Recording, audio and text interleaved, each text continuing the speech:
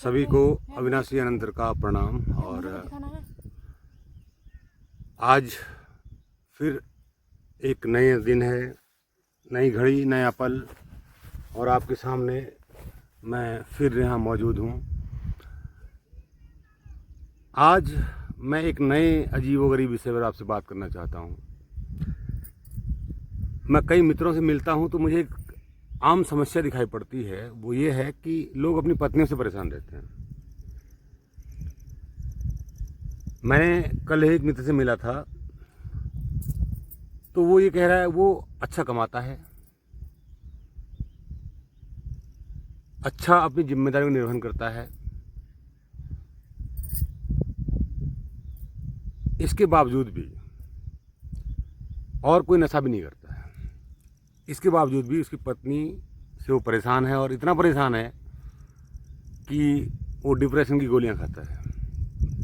मुझे सुनकर बड़ा आश्चर्य हुआ कि ऐसा भी कैसे हो सकता है।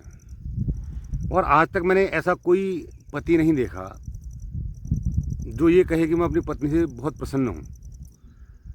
हर एक पति को अपनी पत्नी से शिकायत होती है। अब यहाँ पर मैं एक बात कह देना चाहता हूँ, यहाँ पर मामला पत्नियों का ही नहीं है कि हर एक पति को अपनी पत्नी से शिकायत है। मामला ये है कि हर एक व्यक्ति को शिकायत है। अगर वो कुंवारा है तो भी उसे शिकायत है। मैं कई ऐसे सन्यासियों में से मिला हूँ, बाबाओं से मिला हूँ, जिन्होंने कभी शादी नहीं की। तो उनसे मेरी मित्रता हुई तो उन्होंने अपने अंतरंग की बातें मुझसे करी और कहने लगे कि हम बड़ा पछताते हैं कभी कभी कि हमने गृहस्थाश्रम क्यों नहीं किया। और बड़ा लालच सा आता है हमको जब माताओं की गोद में बच्चे देखते हैं, पिता की गोद में बच्चे देखते हैं, और यहाँ की निरस ज़िंदगी हमें परेशान करती है और हमारा मन करता है कि हम पुनः से गृहस्थाश्रम में चले जाएं, लेकिन अब वो संभव नहीं है क्योंकि बहुत देर हो चुकी है। लेकिन कहीं ना कहीं वो शिकायत है उनको अपने उस जीवन से।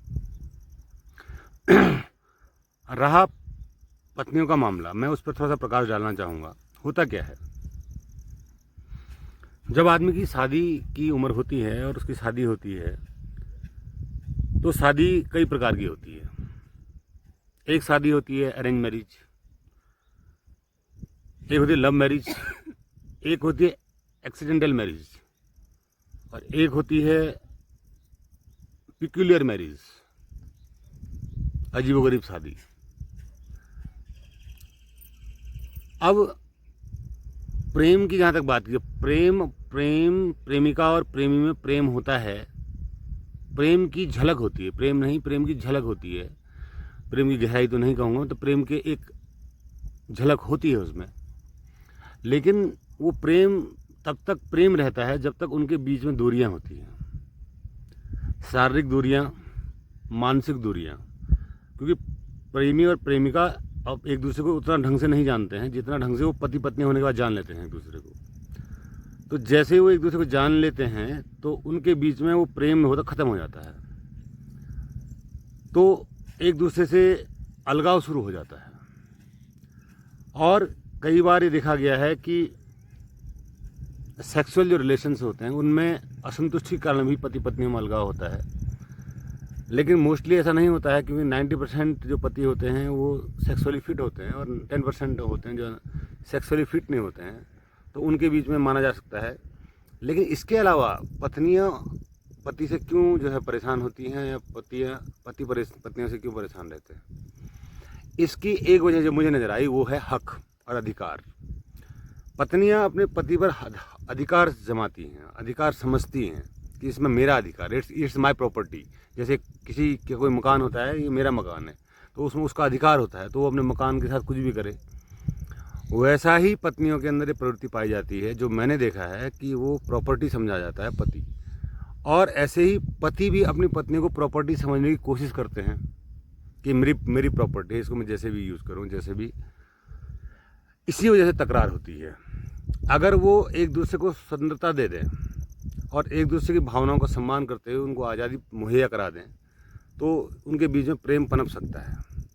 वैसे बहुत मुश्किल है पति और पत्नी के बीच में प्रेम हो पाना, लेकिन फिर भी एक उम्मीद बनती है, अगर दोनों एक दूसरे को सादर स्वतंत्रता दे दें, फ्रीडम दे दें, ऑटोनॉमी दे दें, स्वायत्तता दे दें, तो ये संभव है कि उनके बीच में रिश्ते मधुर हो सकते हैं। लेकिन कौन उन पत्नियों को समझाए स्वायत्तता क्या चीज़ है।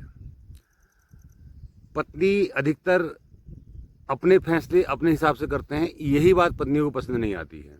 माना कोई प्रॉपर्टी खरीदनी हो, माना कोई गाड़ी खरीदनी हो, माना घर में कुछ चीज़ करनी हो, तो वहाँ पर अगर पति अपने हिसाब से करना चाहता है तो पत्नियों को वो बात पसंद नहीं आती। वो अपना हिसाब बताती है कि ये मेरे हिसाब से ऐसे करना चाहिए, इसीलिए उनके बीच में अलगाव पैदा हो जाता है।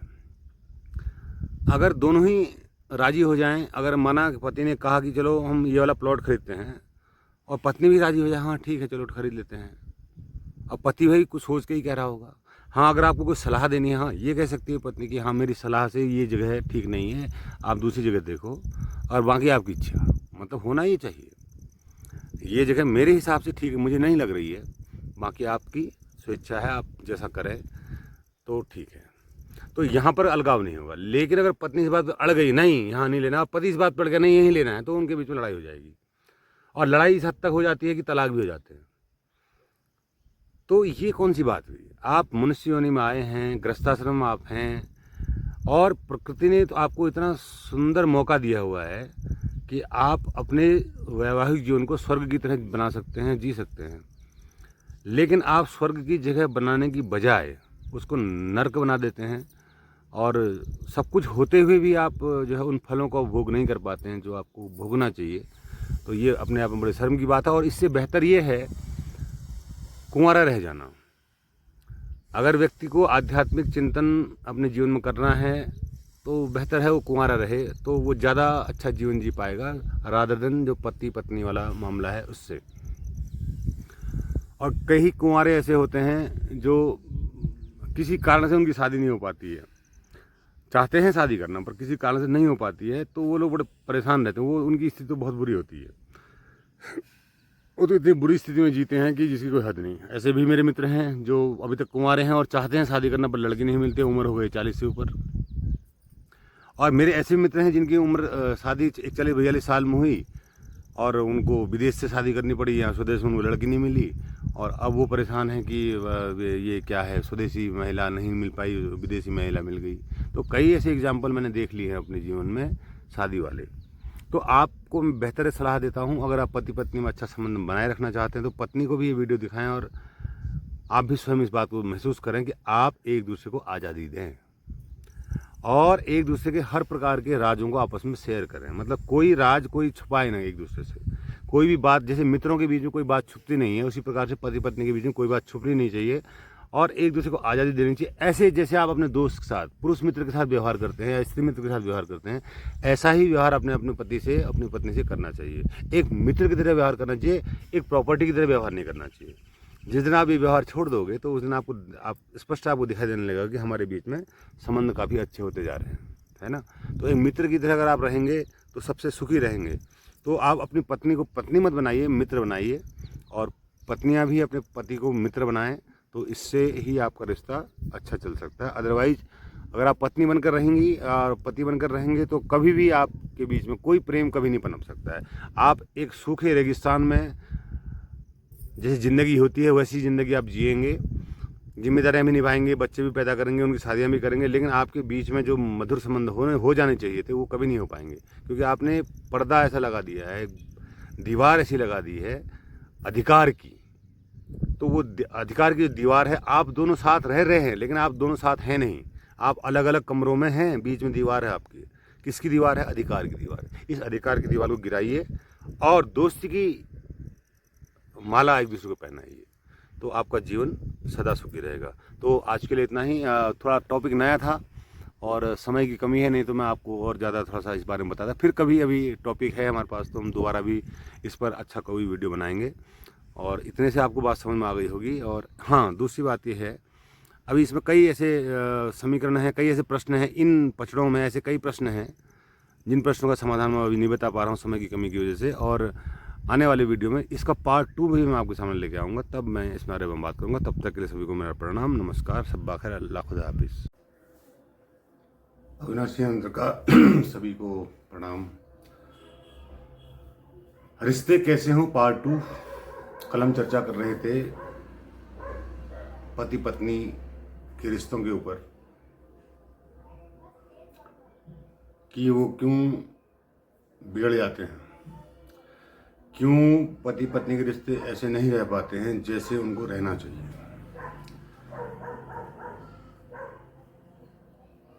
इसका सबसे बड़ा कारण है जो हमको दिखाई नहीं पड़ता है, वो है हमारी आदत। मनुष्य की प्रकृति ऐसी है कि उसको हर चीज की आदत पड़ जाती है, दुख की भी आदत पड़ जाती है, सुख की भी आदत पड़ जाती है, मतलब आसक्ति हो जाती है, लगाव हो जाता है, उससे जुड़ाव हो जाता है। ऐसे ही क्या है, जब एक युवा शादी करता है तो उसको बड़ा जोश होता है, एक युवती जब शादी करती है तो उसे बड़ा ही जोश होता है। 1 साल तक देखते ही बनता है उनका प्रेम, 1 साल शादी के बाद उनका प्रेम देखते ही बनता है। हर चीज़ में नज़ाकत, हर चीज़ में एक दूसरे का ख्याल रखना, ऐसा लगता है कि जैसे एक दूसरे के लिए ही बने हो। जैसे ही पहली संतान उत्पन्न होती है, वो दूरियां धीरे धीरे बढ़ने लगती हैं, फिर दूसरी संतान फिर और बढ़ जाती हैं, और फिर इतनी बढ़ जाती हैं दूरियां कि समझ में नहीं आता है कि हम साथ हैं या अलग अलग हैं।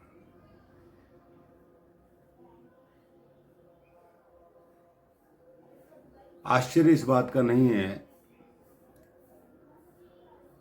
कि हमें पता ही नहीं चलता कि कब ये सब हो गया।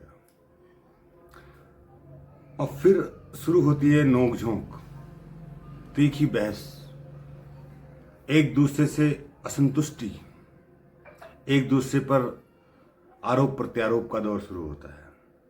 तुम ऐसे हो, हम ऐसे हैं, तुम ऐसे हो, हम ऐसे हैं, तुम ऐसे हो, हम ऐसे हैं। ये सब चलता रहता है और हमको ये पता ही नहीं चलता है, और हमको उस तानाकसी की आदत पड़ जाती है और हम उसी को जीने लगते हैं, और इसी को हम समझते हैं कि यही जीवन है। असल में हम बहुत बड़ी चीज चूक जाते हैं। हम चूक जाते हैं रिश्तों की गहराई की समझ को, हम चूक जाते हैं प्रेम की गहराई की समझ को, हम चूक जाते हैं आह्लादित जीवन को, हम चूक जाते हैं उत्सव भरे जीवन को, हम चूक जाते हैं बहुत सारी बातें, सिर्फ अपनी उस इच्छा के कारण जो मैंने कल आपको बताया था कि अधिकार जब तक हम एक दूसरे पर जताना बंद नहीं करते तब तक प्रेम का फूल नहीं खिल सकता, समझदारी का पुष्प विकसित नहीं हो सकता। जब तक पति पत्नी में मित्रता न हो जाए, दोस्ती न हो जाए, जैसे हम दोस्तों में होता है वैसी ही मित्रता का भाव अगर न हो जाए, तब तक जीवन में उत्सव नहीं हो सकता। जब तक आप पति पत्नी बने रहेंगे, शब्द आप चाहे पति पत्नी रखें, लेकिन भाव आपको मित्रता का होना चाहिए, कोई जोर जबरदस्ती नहीं। आपकी पत्नी कुछ कर रही है, आप एक बार के लिए अगर आपको लगता है गलत है तो एक बार के लिए सलाह दे दीजिए कि बस ये गलत है, मेरे हिसाब से तो नहीं करना चाहिए, और बाकी फिर आपकी मर्जी है, आप करें या ना करें, इसके परिणाम फिर आपके सामने होंगे। अब परिणाम क्या होते हैं, व्यक्तिगत नहीं होते हैं, सामूहिक होते हैं। परिवार है तो परिणाम सामूहिक होंगे, इसीलिए हम डर जाते हैं कि हमारा जो पार्टनर है वो कुछ गलत फैसला ले रहा है और हम उसको रोक नहीं पा रहे हैं, तो हम उसको रोकने की पूरी कोशिश करते हैं, तो इससे हमारे बीच में फिर क्लेश पैदा होता है। और अगर आप एक बार या 2 बार ज़्यादा समझा दें कि नहीं ये गलत है, माना कोई डिसीजन लेना है, माना कोई प्रॉपर्टी खरीदनी है, आपकी पत्नी ने कहा कि ये मुझे जगह पसंद है और आपने कहा नहीं यह जगह पसंद, ठीक है पसंद है आपको, ठीक है, लेकिन इस कारण से यह जगह रहने लायक नहीं है। आपने कहा नहीं नहीं नहीं ये सब बातें छोड़ो, आप ये रहने लायक जगह है, पूरा वहाँ पर नेचुरल व्यू अच्छा है। उसने अपने नज़रों से उसको देखा और उसको सही लगा वो, और आपने अपनी नज़रों से देखा और आपको गलत लगा। अब देखिए यही एग्जाम्पल हम लेते हैं, इसी को हम आगे बढ़ाते हैं। आपने पत्नी को 2 बार समझाया और पत्नी ने नहीं माना और आपने वो जगह ले ली। अब आपके वो कारण सामने आए जिन वजह से आपने मना किया था, अब धीरे धीरे सामने आए, वो नई समस्या के रूप में सामने आए। तो फिर आपने अपनी पत्नी से कहा कि मैंने आपसे पहले ही कहा था कि यहाँ पर रहना ठीक नहीं है, और आपने जबरदस्ती करी, अब देखो ऐसा हो रहा है। ये भी नहीं कहना है, क्योंकि अब तो आपने खरीद ली है। अब आप अपनी पत्नी से कह सकते हैं कि इसको हम सेल कर देते हैं, मेरे हिसाब से तो, क्योंकि हम नई जगह ले लेते हैं। अगर आपकी पत्नी समझती है और राजी हो जाती है इस बात को, तो आप उसको भेज दीजिए, बात खत्म हो गई। आपने उसके मन की भी करने दी उसको, और उसके बाद अपने मन की भी करवा ली, दोनों काम हो गए।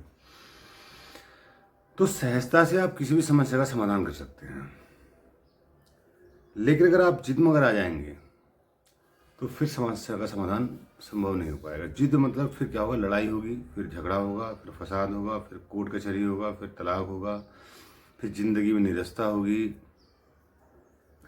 मैं एस्ट्रोलॉजी का काम करता हूं, तो मेरे पास कई लोग आते हैं इस समस्या को लेकर, जिनका तलाक होने वाला है या तलाक हो चुका है, किसी का पति जेल में है, किसी का कुछ है, किसी का कुछ है, किसी का कुछ है। तो ऐसे कई समस्याएं मेरे सामने आती हैं, तो मैं उनसे रूबरू होता हूँ। और अकॉर्डिंग एस्ट्रोलॉजी में मैं कई चीज़ें देखता हूँ कि डेस्टिनी क्या है, प्रारब्ध क्या है, और अभी जो वर्तमान कर्म क्या है, उसके हिसाब से उनको मैं बताता हूँ। तो मैंने यही देखा कि असल में सबसे बड़ा जो कारण है आदमी का ईगो। पत्नी का अपना ईगो है, पति का अपना ईगो है, वो दोनों ईगो टकराते हैं आपस में, तो चिंगारियाँ पैदा होती हैं। अगर आपके अंदर ईगो ना हो, कम से कम इस रिश्ते में पति पत्नी के रिश्ते में ईगो ना हो, समर्पण हो, एक दूसरे के प्रति समर्पण हो, डिवोशन हो, तो फिर ये समस्याएं नहीं सामने आएंगी। मोस्टली ये देखा गया है, आपने देखा होगा कई फिल्मी अभिनेता अभिनेत्रियां भी शादी करते हैं, फिर तलाक ले लेते हैं या रह नहीं पाते एक दूसरे के साथ, क्योंकि वहाँ ईगो पैरेलल है। एक अभिनेत्री है, वो भी अपनी ऊंचाई में है, एक अभिनेता है, वो भी अपनी ऊंचाई में है, दोनों का ईगो अपने टॉप में है। वहाँ वो एक दूसरे की किसी बात को भी सहन नहीं कर पाते। शुरुआत उनकी फिजिकल अट्रैक्शन से होती है और मेंटल अट्रैक्शन से होती है, लेकिन जब वो साथ रहने लगते हैं तो वहाँ पर उनकी ईगो टकराते हैं और उनकी आपस में नहीं बनती है, और वो एक दूसरे से अलग हो जाते हैं। ऐसा ही यहाँ तो कम है, विदेशों में बहुत ज़्यादा है। विदेशों में बहुत कम रिश्ते हैं जो टिक पाते हैं और लंबे चल पाते हैं। अधिकतर रिश्ते बीच में ही टूट जाते हैं, क्योंकि ईगो प्रॉब्लम है। झुकने में आदमी को, मुझे समझ में ये नहीं आता कि कहीं पर झुकना पड़ जाए तो आदमी को ऐसा क्यों लगता है कि मेरा सर्वस्व छिन गया, मैं कुछ नहीं हूँ। असल में आप कुछ नहीं हैं। असल में अगर आपके होने पर प्रश्न उठाया तो वाकई में आप कुछ नहीं हैं। आपने अपने आप को समझ लिया कि मैं कुछ हूँ, यही आपकी सबसे बड़ी समस्या है। अगर आप ये समझते कि मैं कुछ नहीं हूँ तो फिर कोई समस्या ही नहीं थी। जिसके अंदर, व्यक्ति के अंदर ईगो नहीं होगा, उस व्यक्ति को आप किस प्रकार से पीड़ित कर सकते हैं? कोई तरीका नहीं है पीड़ित करने का, कोई उपाय नहीं पीड़ित करने का। जैसे मैं अपनी बात करूं, मुझे कोई किसी प्रकार से पीड़ा नहीं दी जा सकती, कोई उपाय ही नहीं पीड़ा देने का, क्योंकि मैं सब में राजी हूं। मेरा कोई विरोध नहीं है, किसी भी किस्म का विरोध नहीं है और किसी किस्म का संताप नहीं है मेरे अंदर। जबकि मैं इस लेवल में हूँ, पर मेरी धर्मपत्नी इस लेवल में नहीं है, मैं जानता हूँ। पर वो जिस लेवल में भी है वो मेरे लिए ठीक है।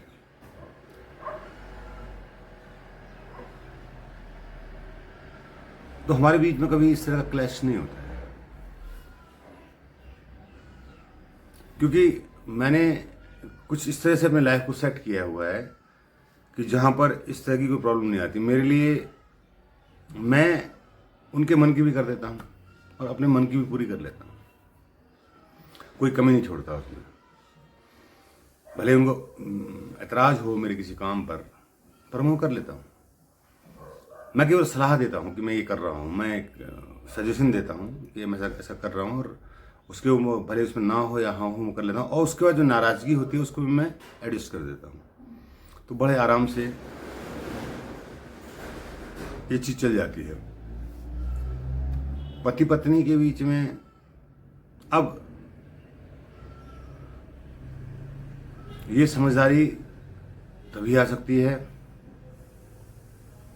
जब दोनों अपने ईगो पर काम करें, अहंकार पर काम करें, अहम तत्व पर काम करें, मैं कौन हूँ। तो बात लास्ट में घूम फिर के वहीं अध्यात्म में आ जाती है, स्वयं के अध्ययन में आ जाती है। अध्यात्म का अर्थ ही है स्वयं का अध्ययन। आध्यात्मिक अगर जब तक आप नहीं होंगे तब तक आपके जीवन परेशानियों से भरा रहेगा, जब तक आपने स्वयं के अध्ययन को करना शुरू नहीं किया। आप दूसरों का अध्ययन करते जा रहे हैं, बस आप बाहर का अध्ययन कर रहे हैं, आप स्वयं का अध्ययन नहीं कर रहे हैं। आपके अंदर क्या घटित हो रहा है ये आप नहीं देख रहे हैं, आपके अंदर क्या बदलाव हो रहा है ये आप नहीं देख रहे हैं, आपके अंदर क्या क्या हो रहा है ये आप नहीं देख रहे हैं। ये देखना जरूरी है। तो अगर आप स्वयं का अध्ययन करने में सफल हो पाए तो निश्चित मानिए, मैं जैसे आगे कोर्स चलते हैं ना, मैं बता रहा हूँ 1 साल का कोर्स है मात्र। मैंने एक कोर्स बनाया हुआ है 1 साल का, 1 ईयर कोर्स। तो 1 ईयर कोर्स जो है, उस कोर्स में जो पहला स्टेप है, जैसे आज आपने मुझे सुना, तो आज से आप क्या करें, 1 महीने तक होश पूर्वक भोजन करें, बस एक ही काम करें और कुछ ना करें। जब भी आप खाना खाएं तो खाना खाते समय आपका जो दिमाग है वो खाने में ही रहे, इधर उधर न भागे। खा रहे हैं, चबा रहे हैं, चबाने में ध्यान है, फिर निगलने में ध्यान है, फिर दोबारा रोटी में ही ध्यान है, सब्जी में ही ध्यान है। सारा का सारा ध्यान आपका वर्तमान में है। 1 महीने तक ये करें आप। फिर 1 महीने तक खाना खाने में ध्यानपूर्वक रहना ही रहना है, प्लस दूसरा काम करें, आप चलने में भी ध्यान करें, मतलब चलते समय भी आपको ध्यान रहे कि मैं चल रहा हूँ। ये दूसरा महीना गुजर गया आपका। तीसरा महीना खाना भी है आपका, चलना भी है, और जो आप काम करते हैं अपने जीवन में, जो भी आजीविका का काम करते हैं, उसको भी आप ध्यानपूर्वक करें। तीसरा महीना ध्यान से करें। और चौथा महीना आप पूरा जो जितना भी आप जागृत रहते हैं वो सारे काम होशपूर्वक करें। 5वां महीना आप नींद में भी होशपूर्वक रहने का अभ्यास करें। सोते समय भी आप होशपूर्वक ही सोए। 1 महीने का अभ्यास ये है। 6ठे महीने से आप 1 घंटा 24 घंटे से ध्यान के लिए बैठें और अपने विचारों का अवलोकन करें। 2 महीने तक विचारों का अवलोकन, केवल अवलोकन, कुछ करना नहीं है आपने, बैठ जाना और विचार जो चल रहे हैं वो देखना है, बस रोकना भी नहीं है, कुछ भी नहीं करना। फिर 2 महीने बाद अगले 1 महीने उन विचारों को स्टॉप करने का अभ्यास करें और रोकें उनको। जो विचार चल रहा है, आया रोक दिया, आया रोक दिया, आया रोक दिया, आया रोक दिया। 1 महीने तक ये करें तो आप पहुंच गए 7वें महीने में, 8वें महीने में। ये आपको 2 महीने तक करना पड़ेगा। फिर आप 9वें महीने में विपश्यना स्टार्ट करें। आपका जो सारा ध्यान है वो सांसों पर। 9वें महीने में, 9वें और 10वें महीने में 2 महीने गुजर गए आपके। देखो, कोई भी शेड्यूल टूटना नहीं चाहिए। और 11वें और 12वें महीने में आपकी समाधि फलित हो जाएगी। आप उस पॉइंट तक पहुंच जाएंगे जहां तक आपको पहुंचना है। 1 साल का कोर्स है, पैकेज है। इस पैकेज को आप अपनाएंगे आप, तो निश्चित आप मान के चलिए कि आपके जीवन से अहंकार विदा हो जाएगा, आपके जीवन से अज्ञान विदा हो जाएगा, आपके जीवन से क्रोध विदा हो जाएगा, आपके जीवन से राग, द्वेष, घृणा, शोक, संताप सब विदा हो जाएगा। और इस 1 साल के कोर्स के साथ साथ मेरे जो वीडियोज़ हैं इनको भी सुनते रहिए, जब जब टाइम मिले ये वीडियोज़ भी आप सुनते रहिए, क्योंकि हर पहलू पर मैंने कुछ न कुछ बोला है। इससे भी आपको एक संबल मिलेगा, आपके इस कृत्य में आपकी हेल्प होगी।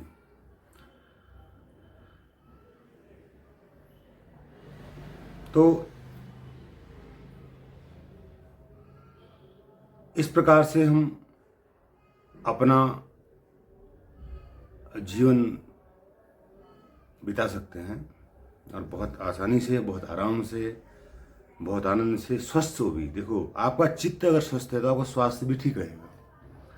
आपका चित्त अगर स्वस्थ है, चित्त आनंदित है, तो आपका स्वास्थ्य भी ठीक रहेगा। आप स्वस्थ शरीर के साथ इस जीवन को गुजारेंगे तो आपको आनंद आएगा। तो ये पूरी व्यवस्था मैंने दी है, और एक कोर्स के साथ आपको ये आज मैंने चीज़ें बताई हैं। और इसमें जो गुप्त ज्ञान है, जो गुरु के पास ही होता है, ऐसा कहते हैं, कुछ गुप्त विद्याएं होती हैं जो गुरु के पास ही होती हैं, ये आपको तब जो है प्रदान की जा सकती है जब आप निजी रूप से मुझसे मिलें या निजी रूप से मुझे कांटेक्ट करें। अगर 1 साल के बाद भी अगर आपका ये कार्य नहीं होता है तो फिर आपको एक होती है शक्तिपात की विधि, जिससे कि आदमी को डायरेक्ट हम उस स्टेज तक ले जा सकते हैं। तो वो फिर एक दुर्लभ बात है जो किसी के साथ प्रयोग की जाती है। वो केवल उसी के साथ प्रयोग की जा सकती है जिसके अंदर इतनी आग हो, इतनी त्वरा हो, वहीं वो विधि काम करती है। जिसके अंदर कोई त्वरा नहीं है, खाली यूं ही चेक करने के आ गया कि नहीं मुझे तो शक्तिपात करवा दो और मैं सीधे से ही समाधि को प्राप्त हो जाना चाहता हूँ।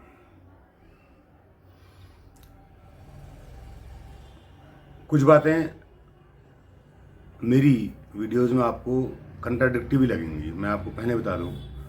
कुछ बातें मेरी कंट्राडिक्टिव लगेंगी, विरोधाभासी, कभी ये कहा कभी वो कहा। तो ये संदर्भ वाली बात है, किस संदर्भ में क्या कहा गया। और दूसरी बात क्या है कि मेरे किसी भी वक्तव्य का यही उद्देश्य होता है कि आपके सारे मन की बातें, सारे जो आपने महल बनाए हैं, कल्पनाओं के, वासनाओं के, इच्छाओं के, मान्यताओं के, वो सारे गिर जाएं। मतलब आपका मन कोरा आकाश की तरह हो जाए। जो आत्मा और शरीर के बीच में सेतु है मन, ये खंडित हो जाए, टूट जाए। ये मेरा प्रयास होता है। और इस प्रयास में मुझे कई बार विरोधाभासी बातें भी करनी पड़ती हैं। जैसे मेरे आप कई वीडियो में देखोगे, मैंने परमात्मा और ईश्वर का विरोध किया है, उस शब्द का विरोध किया है। मैंने उसका विरोध, मैंने जो मैं कह रहा हूँ उसको समझिए आप कि मैंने उस शब्द का विरोध किया है। मैंने उस शब्द की खोज करी तो मुझे पता चला कि वैदिक काल से पहले, हड़प्पा काल से पहले, आदि मानव के काल में, प्रागैतिहासिक काल में ही से व्यक्ति के अंदर डर, भय, ये कुछ ज़्यादा मात्रा में प्रकृति से था। तो प्रकृति की पूजा से ये स्टार्ट हुआ कि ताकि आप जो भी हैं, मतलब हम ये मान के चल रहे हैं कोई है जो बारिश करवा रहा है, कोई है जो तूफान को ला रहा है, कोई है जो जंगल में आग लगा रहा है, कोई है जो इस तरह की क्रियाओं कर रहा है, कोई है जो पेड़ों को उगा रहा है, कोई है जो हमें पैदा कर रहा है, कोई है जो ब्रह्मांड बना रहा है, कोई है जो सूर्य चांद तारों को चमका रहा है, घुमा रहा है। उस कोई को हमने भगवान कहा। और भगवान, हमने कहा कि कोई है, पहले तो हमने कहा कोई है, तो हमने पूजा करना स्टार्ट कर दिया। पेड़ की, प्रकृति की, नदी की, नालों की, आकाश की, बादल की, इंद्र की, सबकी हमने पूजा स्टार्ट कर दी। और संयोगिक रूप से आपकी पूजा से आपको फल भी मिला होगा। संयोग की बात, आपने पूजा करी कि बारिश बहुत हो रही है और आपने 2-3 दिन पूजा करी, बारिश बंद हो गई, वो अपने आप ऑटोमेटिकली उस चक्र के हिसाब से बंद हुई और आपको लगा कि मेरी पूजा के कारण बंद हुई। या कोई ऐसी घटना अभी भी आप अपने जीवन में देखते होंगे, कोई मुसीबत आ गई आपके जीवन में और आपने भगवान को याद किया और वो मुसीबत चली गई, वो अपने आप चली गई, उसको जाना ही था। अगर आप पूजा नहीं भी करते तो भी उसको जाना था। तो लेकिन आपने कहा कि मुझे भगवान ने बचा लिया, मैंने भगवान को पूजा की थी और प्रार्थना की थी और वो चली गई। तो भगवान जो है, जो असल में है, वो कोई और नहीं, वो आप हैं। अगर आप अपने आप को मनुष्य न कहें, भगवान कहें, तो कोई बुरी बात नहीं है। ठीक है, आप मनुष्य मत कहो अपने आप को, भगवान कह लो। भौ से भूमि, गौ से गगन, भौ से वायु, गौ से अग्नि, नौ से नीर। ठीक है, तो आप पंचतत्व तो हैं ही। अब भगवान के अलावा आपके अंदर एक चीज़ और है, पंचतत्व के अलावा आपके अंदर एक चीज़ और है, वो है चेतना। भगवान तो आप हैं ही, चेतना। और दूसरी चीज, तीसरी चीज है आपके अंदर मन। तो आपने अगर भगवान, स्वयं को भगवान यानी शरीर को भगवान कहा, ठीक है, समझ में आता है। What about this consciousness, what about this मन? उस मन को आपने जाना नहीं। जब तक आप मन रूपी पुल से होकर चेतना के लोक में नहीं पहुंच जाते, तब तक मन बना रहता है। मन का काम ही, मन का जो पुल है वो बना ही इसलिए है ताकि आप उस पुल से होकर चेतना के लोक में पहुंच सकें, स्वयं से मिल सकें, और फिर वो पुल स्वतः ही गिर जाता है, फिर उसका कोई मतलब नहीं रहता। जैसे नाव है, एक नाव है, उससे आप नदी पार कर रहे हैं, तो नदी पार करने के बाद फिर नाव को आप पकड़े नहीं रहेंगे, नाव को सर पे लेके नहीं चलेंगे। नदी, नाव से उतरने के बाद आप नाव को सर पर रखकर आगे नहीं बढ़ेंगे। नाव का काम था नदी तक। नदी मन है, बहाव, विचारों का प्रवाह। नाव नॉलेज, ज्ञान, ध्यान, साधना नाव है। उस नाव में बैठकर चेतना के लोक में आप उतरते हैं। जैसे ही उतरते हैं तो नाव अर्थहीन हो जाती है, फिर आप नाव को सर पे लेके नहीं चलते, फिर मन आपके साथ नहीं जाता है। तो ये स्थितियां अगर आपके जीवन में आ जाएं, तो फिर आपके जो पति पत्नी के रिश्ते हैं, चाहे आपकी बॉस से रिश्ते हैं, चाहे आपके पिता से रिश्ते हैं, चाहे आपकी बहन से रिश्ते हैं, भाई से रिश्ते हैं, किसी से भी कोई रिश्ता हो, फिर वो रिश्ता आपका कठोर नहीं हो सकता। क्योंकि कोई भी बुराई आपकी कितनी करेगा, कोई भी आपकी निंदा कितनी करेगा, अगर आपके अंदर वो प्रकाश प्रकट हो चुका है तो वो उनको भी दिखाई देगा। आपका विरोध होगा ही नहीं किसी बात पर, आप राजी हो जाएंगे हर बात पर। तो राजी होने से क्या होगा, तो दूसरा व्यक्ति भी वो भी आपके साथ विरोध क्यों कर रहा है? क्योंकि आप राजी नहीं हो रहे। वो चाहता है कुछ आपसे और आप उसको नहीं दे रहे हैं। आपकी पत्नी आपसे कुछ चाहती है, आप उसे वो प्रदान नहीं कर रहे हैं। आपका पति आपसे कुछ चाहता है, आप उसे प्रदान नहीं कर रहे हैं।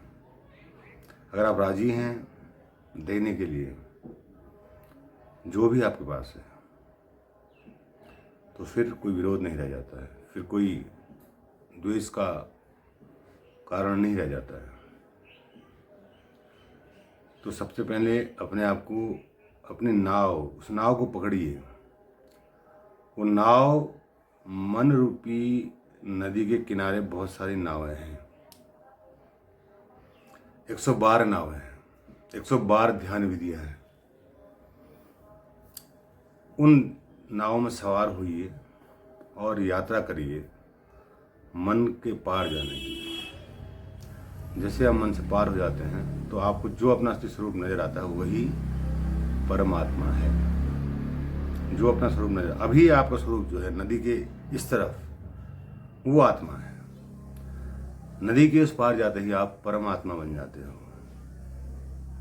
आप ही, कोई दूसरा नहीं है।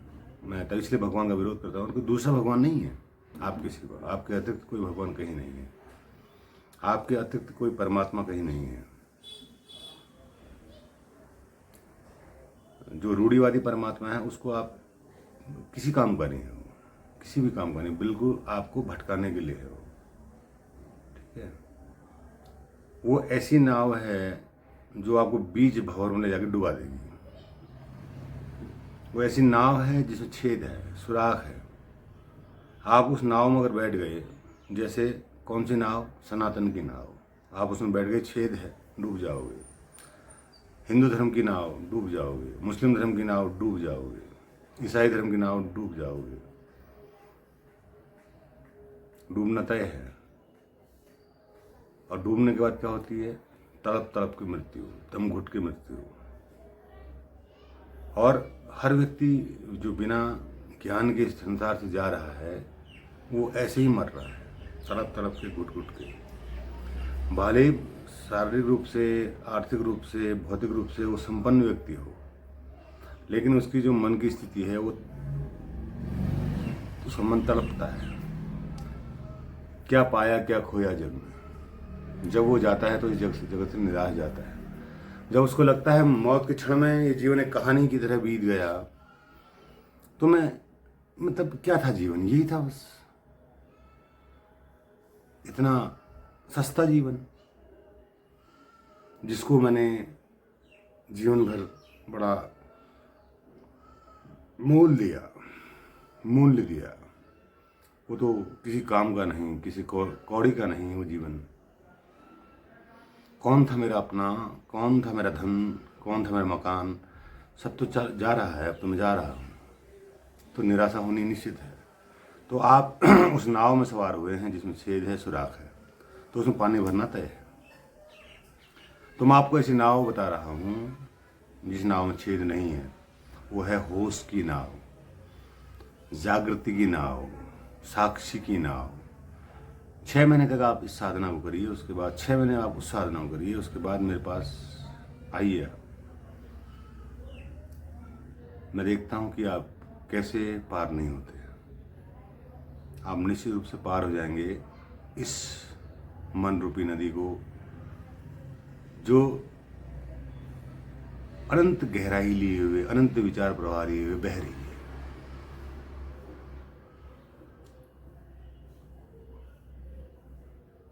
और जब आप शरीर को छोड़ते हैं तो नदी तब भी बहती रहती है, आपका विचार प्रवाह तब भी बहता रहता है। वही विचार प्रवाह आपको फिर नए शरीर में ले जाता है, और फिर आपकी वही यात्रा, वही उबासी भरी हुई, वही बोर यात्रा फिर से शुरू हो जाती है। और आप उसको नया समझकर अंगीकार कर लेते हैं और फिर चल पड़ते हैं उसी यात्रा में जहाँ आपको फिर से निराश मर जाना है। सोचिए कितनी बड़ी पीड़ा की बात है, कितनी बड़ी पीड़ा और शोक की बात है कि आप बार बार उस नाव में चढ़ जाते हैं, बार बार। अब मैं आपको ये बताऊं,